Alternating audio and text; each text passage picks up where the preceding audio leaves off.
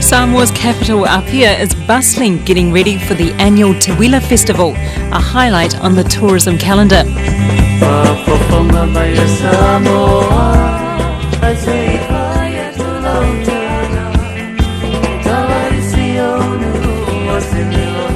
However, these overseas visitors are here to take in another event unfolding in Samoa. They're here to connect with their Samoan roots for the Coe family reunion. Kia ora everyone, I'm Camille Tanahu and I'm from Gisborne, now based in Sydney, and I'm here for the Coe family reunion. Max Utridge is my name and I'm a descendant of Jonas Coe. G'day, my name's Gullo and I come from the land down under, Australia. Buena Maroon. My name is Kurt Dierker. Talofa lava. My name is Manuseu Ameto Lawofo. I'm a direct descendant of Jonas Coe and Litia. I'm one of the organizers who live in Auckland, and welcome to my family. Their common ancestor is American Jonas Coe. In 1838, when he was a teenage cabin boy, he was shipwrecked in Samoa. He went on to have 6 wives and 18 children from 3 of them. Jonas Coe became a successful businessman and the American Consul General in now Western Samoa. The most famous descendant of the Coe clan is Jonas's daughter Emma. She was also known as Queen Emma. She was an astute businesswoman with a flamboyant personality and set up a prosperous trading empire in Papua New Guinea in the late 1800s. She later sold it for 4 million German marks, making her one of the richest women in the Pacific at the time. A telemovie's been made about Queen Emma and books published about her life. Emma, Yes. you are an amazing woman. I think it's just totally interesting and fascinating to have somebody of that era be such a feisty lady. I'm really proud of her, actually. Many of the Coe family left Samoa to follow Queen Emma, and today these descendants are scattered all over the world. The reunion is the first time this extended ainga or family have come together. To help everyone work out which part of the family tree they're from, organisers have colour-coded each family line. In orange, the first wife Leutu, in blue, the second wife Sa, and purple for the last wife Litia. You know, Jonas Coe, if it wasn't him, we wouldn't be here now. Many of these descendants are strangers to each other and their Samoan culture. To formally welcome the visitors, a traditional Samoan awa ceremony has to take place. Awa, or the plant. Manuseo is the reunion MC. He's also a Samoan chief and helps translate proceedings. The awa ceremony was mostly to welcome our long-lost relatives. It is a Samoan custom to have the awa ceremony, like tangata whenua in New Zealand, who have the pōwhiri. So it's equivalent of the awa ceremony. All the chiefs hosting the awa ceremony are co-descendants from the Litia line. Well, it's very important to see that other families are welcoming other family members. Traditionally, the village normally does that. But we decided instead of getting a village to do, we'll get descendants of Jonas Coe to welcome other descendants into Samoa.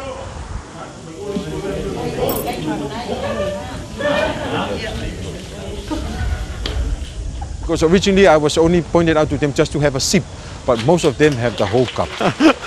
But they didn't.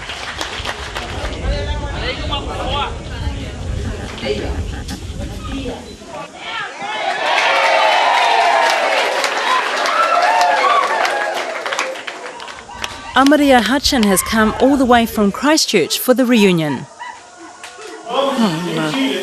Tangata from Aotearoa here. Now, Ngāti Parau, whanau Pui, koutou, Hamoa, Tonga. It's me, but we're here and we're linking the our Samoan side and our Tongan side. We brought 20 with us from Otautahi, Quake Zone. Yeah, and here we are. We struggled to get here, but we are here. And here they are. It's my family, Coe.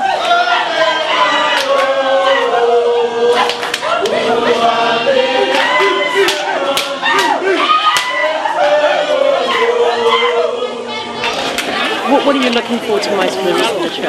Oh, just to get to know everybody. Isn't that right? Yeah, just to learn more about our Samoan culture. Yeah. I mean, I don't know much about it at all. You know, I'm part Māori, so I'm rongo mai wahine, so I sort of know more about, that side, so this is really new for me. I'm going to sing a little bit of a song, if that's all right. Gisborne-raised Camille Tenahu is a professional singer based in Sydney.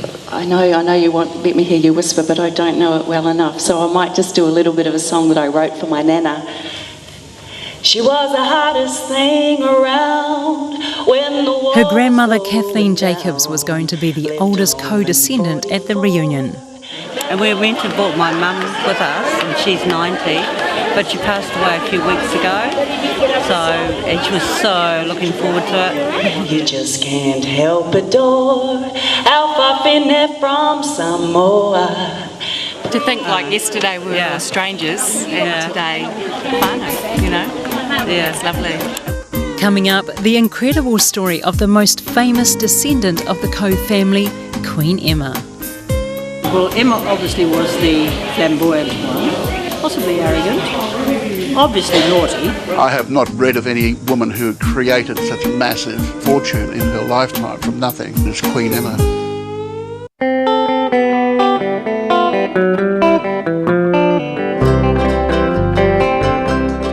"250 descendants from around the world are in Samoa for the Coe family reunion.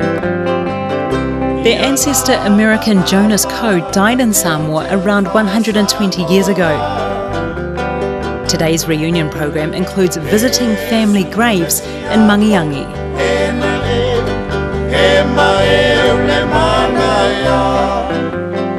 It's been quite special to be able to fix up our ancestors' graves. It's something that I've done before back home, like from my Māori side, and fixed up our ancestors' graves, and it's just a nice way to pay respect to our ancestors.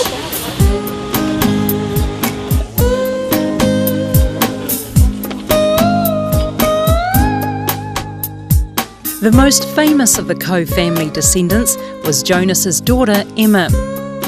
While there are many tales of famous men in the South Pacific, there's few stories of adventurous women, though there is the tale of one feisty Samoan woman who was also known as Queen Emma.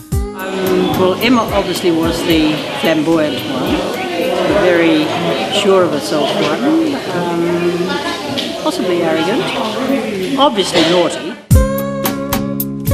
Emma was born in Samoa in 1850, the daughter of Jonas's first wife Leotu, who was from the Samoan royal Malietoa family. Emma went to school in Sydney and San Francisco. She returned to Samoa as an attractive and free-spirited 19-year-old. I think it's just totally interesting and fascinating to have somebody of that era be such a feisty lady. I'm really proud of her, actually. I think in spite of all the naughty things she was obviously got up to. Marrying again doesn't matter, really. People do that. Living with somebody else, everybody does it now anyway. And she obviously was so fed up with the stuffy up here in society, I can imagine, because she would have been half-caste. Emma left Samoa with her de facto husband in 1878. They went to Papua New Guinea and set up a trading station. Her husband decided to leave, but Emma stayed on. She wanted to expand the copra plantation because she knew it would pay off. She was a very shrewd and savvy and dominant, indomitable force. So she saw the opportunity. She bought swathes of land, she bought a fleet of boats, and they would then take the goods to Australia and New Zealand and back to Samoa and everywhere else. And so make quite a bit of money very quickly. And those tens of thousands of acres of plantations, as they bore fruit, well, they sort of bore a financial windfall for her as well. Emma built up 60,000 hectares of land and had around 1,000 staff working for her. It was around this time that she earned the name Queen Emma. As New Guinea was just beginning to build its colonial base, Emma had already amassed a vast commercial trading empire. She excelled beyond what anybody else did. I'm not only talking about women, I'm talking about successful male business people. No one in that period stood out, to my mind, like Queen Emma did, in managing huge properties, huge wealth, making day-to-day decisions. It was an empire she ran. Emma also brought over many of her extended family from Samoa to join her. When the family came to PNG, and it started with Emma and then Phoebe and Richard, and formed this group, 20, 30, 50 Coes. They were the dominant community there, so the colonial New Guinea was just happening, so the dominant group at that stage was Samoan. Emma Coe was a true pioneer, building community and wealth in an unfamiliar land. Her decision to forge out a life in New Guinea was also courageous in an era when cannibalism was rife. Emma's reputation as a strong-headed businesswoman was matched by her ability to party. She was a magnificent host and would often hold big parties at her mansion. She entertained lavishly. The German fleet would anchor off her homestead, which was magnificent. I believe one of the stories about her is that she had a very, very, very, very big clamshell in the garden, which stories have been told that chaps used to fill it with champagne and then she'd have a bath. Conjures up a pretty sight, especially when she got bigger. There is one story, there was a failed French expedition and the few survivors managed to find their way to New Britain. She went across and helped herself and came back with 4 or 5 cannons and a huge marble slab that was intended by the French settlers to be for the altar in their cathedral. She used as a cocktail bar in her house in Guantanamo. So she was a very colourful character in many respects as well. Emma sold most of her empire in 1911. But she sold her entire estate for over something in the vicinity of $1 million US.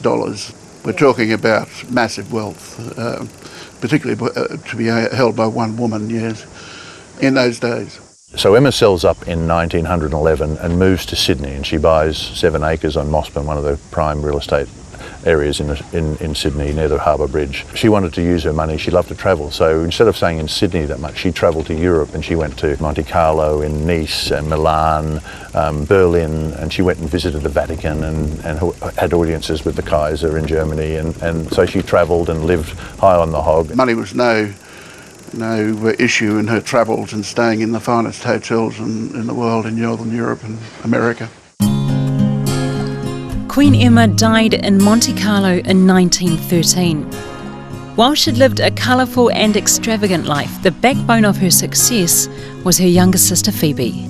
She was about as different from Emma as you could possibly conceive. She was not business-minded, had no interest whatsoever in material wealth. She was more the compassionate, caring person who was just a mother to everybody. Phoebe was the rock for Emma. Phoebe was Emma's younger sister and my great-great-grandmother. From the stories that I've been told by my own granddad, and is that she was kind but strong and resilient, and she was a real people person. It was Phoebe who was the go-between for Emma and the 1,000 workers at the copra and cocoa plantation. Phoebe spoke and learnt the Tolai language of East New Britain and also mastered a number of other tongues in the area. She would hire the labourers for Emma's plantation. She loved her people, they had great respect for her. They addressed her as Mitty, which is a very high status for a woman to be called that. Later, when Queen Emma left New Guinea, Phoebe chose to stay.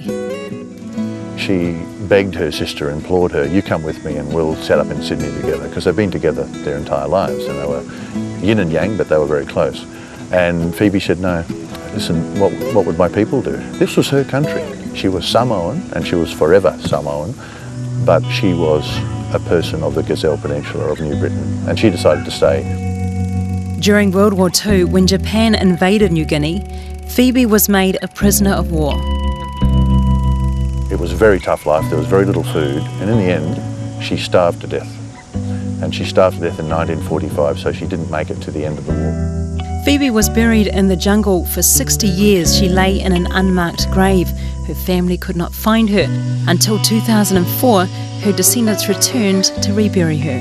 The family, with my father mainly, brought her back and reburied her, and to great joy and celebration and dancing and feasting of all the local people. They knew her, they revered her, they'd heard stories handed down from generation to generation. There are even some old people still alive who remembered her. And this woman who'd had such an impression lived among them, learned their languages, helped them, tended their sick, saved some of their children from the blackbird.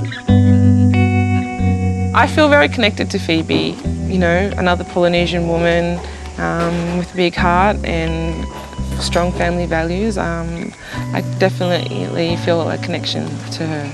Yeah, if I could be half the woman she was, then I would be proud of myself. Yeah, special. Emma, Phoebe, you know, one's the tempest, the other's the breeze. One's iron, the other's glue. One's spirited, the other's spiritual. It's, if you like, there's the body and the soul, and the two of them, between them, were so formidable, and they made a wonderful pairing, and that was the success of that relationship and that family and that clan in Papua New Guinea. Coming up, descendants of the Coe family travel to the island of Manono to find a Tongan ancestor. Probably the first time one of us has stepped back over 100 years on this island. Our bones are here.